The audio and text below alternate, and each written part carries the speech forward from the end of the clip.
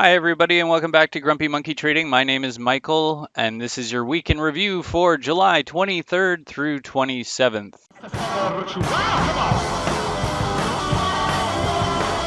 All right, so the stocks we looked at last week or this past week, were AAOI and Disney. We had said that the prediction for AAOI was hope that it would hold the line and wouldn't fall beneath that fairly significant support line, and that's what the math had shown.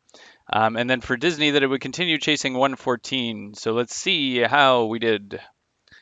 So this was the prediction last week. You could see that heavy area of support there, and that we were hoping that it would stay above. Now this is a new form of showing everyone the information, kind of remove some of those black dots, and give actually, this is what it actually did. So on your left is the blue is your close and the purple is the high and low, and then here's what actually happened in July 23rd and 27th, with the green being the close and the yellow being the high and low. So you can see that it did hold that area of support for one day on Monday, but it broke through on the various pieces of news and underperforming stocks around it, as well as some of the trade tariffs, and it plummeted again. So people are being pretty cautious, and there was a little bit of a recovery. Now, what you're probably saying is, where are all your support and resistance points, these little red points that I'm computing? Why don't you have any in this area?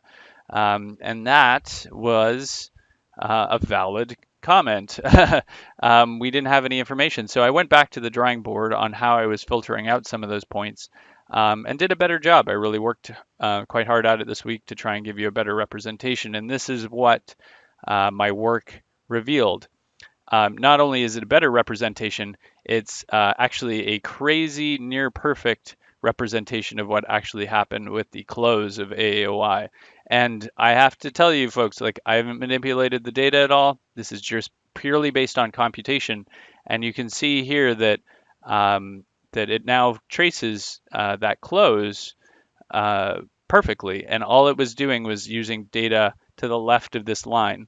It's using no current data, and it traced that line perfectly of support and resistance, and the struggle that was going on with people maneuvering that stock around. You can also see how some of the highs are captured nearly perfectly, and even when they're not, like here, they're not off by very much. So this this work that I completed last night was really fairly revelatory, and is probably going to reshape actually how the ultimate result of my predictions work, where I'll probably have two different sets of algorithms that I'm working on, because this has given me some new ideas.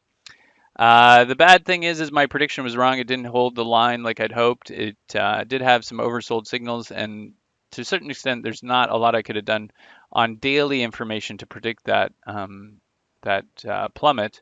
If I looked at the 2-hour information, I could have had a chance at it, I think.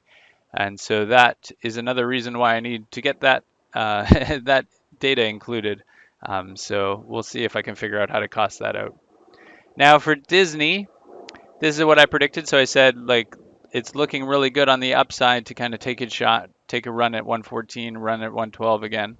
And so that's what it did. It basically matched for the second week in a row exactly my prediction, which is that it could take a run at 114. Parabolic is really nice, so it's moving into a parabolic pattern. I do have some predictions for that that'll come out later today. And you can see here that while the initial dots did a pretty good representation, there were some pieces that were missing, in which case I was hoping that this revision to how I was computing them would help this stock as well, and it did, at least a little bit. So getting a couple of those closes in, and a couple better definition of the highs. And so I would say in this case, we're moving in the right direction, although some of these points I think could be optimized and cleaned out a little bit so that there's not quite so many.